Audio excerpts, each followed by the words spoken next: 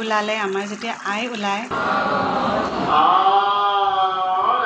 ছাৰক লগ পালোঁ ছাৰকতো চবে চিনি পায়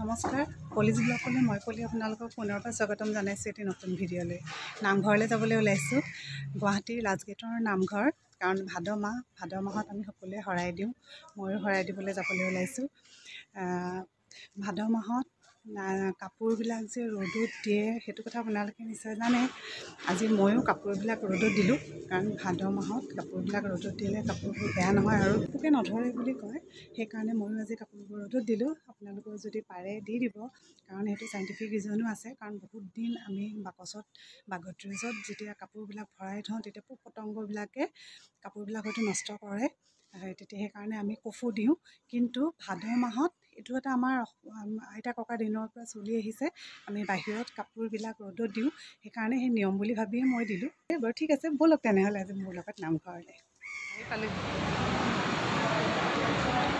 চেণ্ডেলটো খুলি লওঁ এইফালে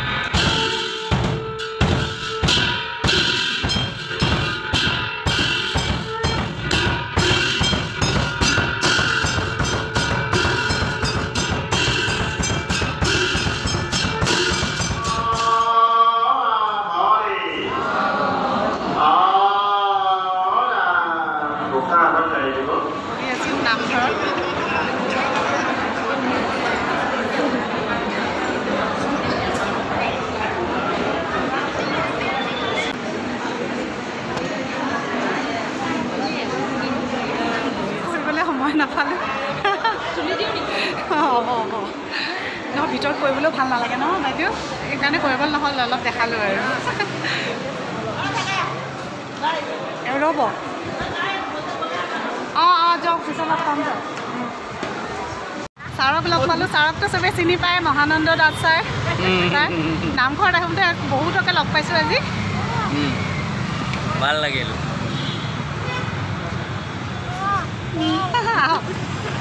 ৰাস্তা ব্লক কৰিছোঁ নি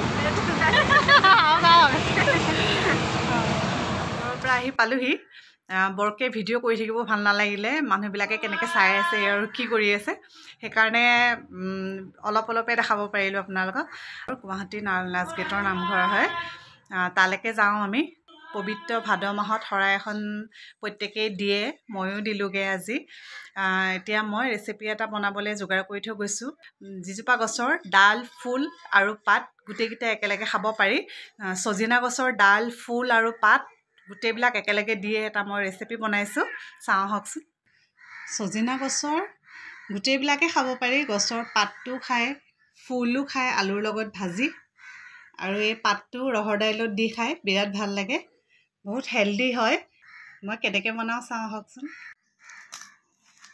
ছজিনাকেইডাল প্ৰথমতে গুচাই লৈছোঁ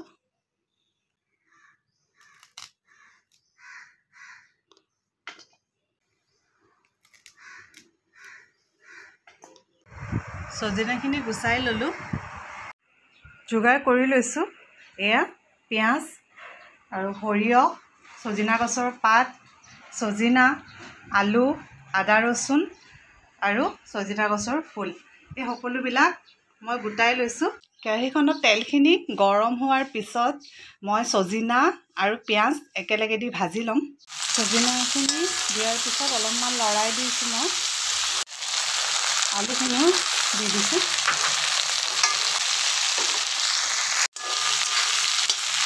এতিয়া মই অলপ সময় ঢাকি দিম। ভাজাটো অলপমান কাঢ়া হৈ গৈছে। এতিয়া মই তাতে সৰিয়হ অলপ দি দিছোঁ। সৰিয়হখিনি দি দিছোঁ আৰু আদা ৰচুন এইটো লৰাই দিম। আৰু সৰিয়হ দিয়াৰ পিছত ধুনীয়া কালাৰ এটা উঠিছে। এতিয়া মই ফুলখিনি আৰু পাতখিনি দি লৰাই দিম। অলপ সময় লৰোৱাৰ পিছত এতিয়া মই ইয়াতে পানী দি দিম আৰু এতিয়া মই তাতে অলপ পানী দি দিছোঁ।